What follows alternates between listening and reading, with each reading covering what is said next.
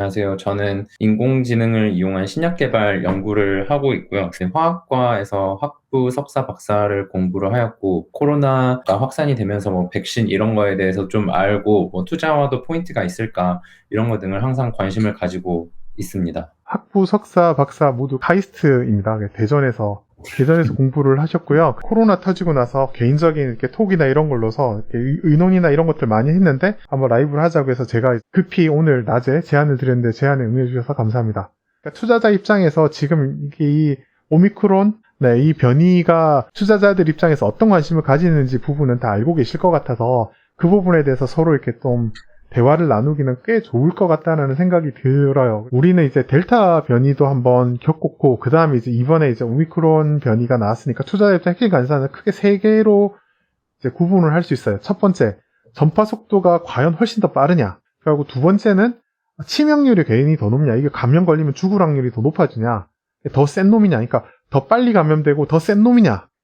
라고 하는 게 두 번째가 더 센 놈이냐라는 질문이 있을 거고, 마지막 세 번째 질문이 이제 제일 중요할 수 있는데, 그러면 기존 백신이 무용해지냐, 쓸모가 없어지느냐, 기존 백신을 막 뚫고 돌파 감염된다고 하는데, 얘 이제 소용없고 이제 뭐 다시 시작하냐. 그러면 우리 머릿속에는 델타의 문제가 아니라 작년 3월 또 돌아가지 않느냐. 전파 속도가 더 빠르냐라는 이야기에서는 일단 저는 전파 속도가 조금 더 빠를 확률이 높다라고 보고 있고요. 그 이유에 대해서는 이제 바이러스가 우리 몸속에 이제 침투하는 경로에 훨씬 더 잘 붙도록 이제 변이가 일어나서 그렇다라고 생각하고 있습니다. 오미크론 같은 경우는 더 변이가 많이 일어났다고 하고, 그게 이제 조금 더 확산 속도를 높이는데 이제 사람과 이제 더 꽉 들러붙도록 이제 진화가 되는 게 아닌가라고 추측이 되고 있고요. 제가 학부 때 배우기는 어떻게 배웠냐면, 감염력이 더 높은 거랑 치명률이랑 같이 가기가 어렵다라고 알려져 있는데, 지금 언론 기사나 이런 데 보면 치명률이 더 높다라는 식의 기사가 나오는데, 그러니까 저는 제 상식과 좀 어긋나는 것 같은데, 이 부분에 대해서는 어떻게 파악을 하고 계신가요? 일단 결론부터 말씀을 드리면 이제 치명률이 더 높을 확률은 이제 더 적을 것 같고요.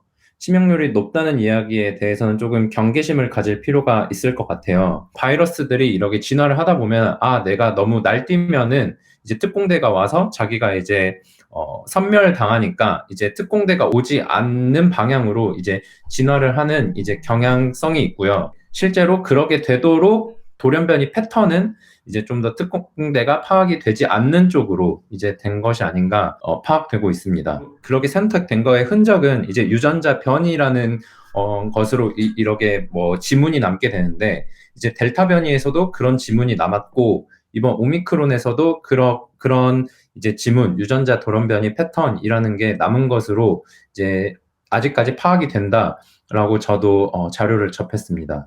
그러면 이제 투자 관점에서 접근을 해보면, 전파 속도는 더 빠를 수 있는 건 상식적으로 이해가 가는 부분인데, 치명률이 더 높은 것 같다라는 식으로 기사가 공포감을 조장하는 거는 좀 적당히 무시하고 데이터가 더 나올 때까지 요거는 미리 공포하지 말고 기다려볼 필요가 있다. 요 정도로 투자 관점에서는 정리할 수 있네요, 그러면? 예, 저는 완전히 그렇게 생각합니다. 제가 상식선에 알고 있는 거랑 옹쿠님이 답변해 주신 거랑 일맥상통하기 때문에 저도 그 부분에서는 어느 정도 신뢰감이 가는 부분이 아닌가라고 생각을 하니까, 남아공의 보건장관인가 그 사람이 나와서 현재 맞고 있는 백신이 심각한 코비드 증상을 막는 데는 여전히 도움이 된다라는 식으로 이제 CNBC 채널을 통해서 이야기를 했다는 외신 기사를 봤거든요. 저는 백신 무용론에 대해서는 조금 경계심을 가질 필요가 있다고 생각을 하고요.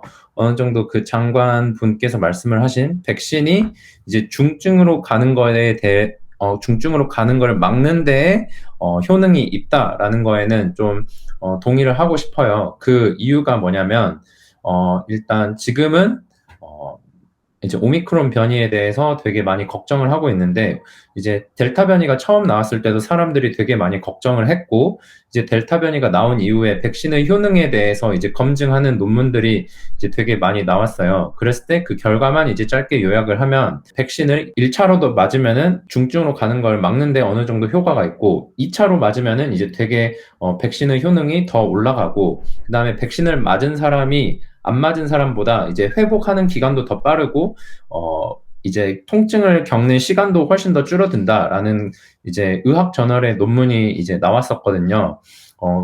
그래서 이제 델타 변이보다 지금 오미크론 변이가 조금 더 돌연 변이가 많다라고 하지만 그럼에도 불구하고 이제 백신이 단순히 어떤 항체를 생성하는 것뿐만 아니라 면역 반응 자체를 이제 활성화시켜주는 이제 효능이 있다라는 거를 이제 상기했을 때 어느 정도 돌파 감염이 있을 수 있지만 그럼에도 불구하고 중증으로 가는 거를 이제 막는데 되게 효과가 있을 것으로 생각이 된다라고 생각하는 게 더 저는 옳을 것 같습니다. 대체 백신은 빨리 나올 수 있냐라고 물어본다면 어떻게 지금 현재까지 알려진 건 어떤가요? 화이자 바이오엔텍 같은 경우는 이제 돌연변이 바이러스에 대한 백신을 현재 개발 중이다라고 이야기를 하고 있고요.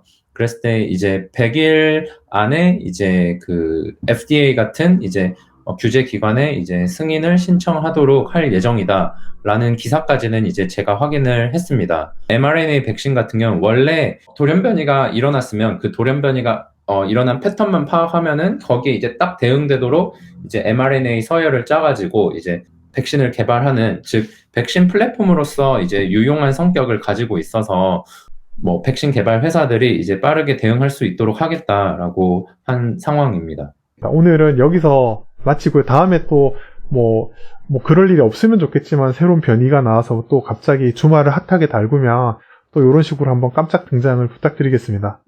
네, 알겠습니다. 네, 긴 저도 시간, 네. 재밌겠습니다.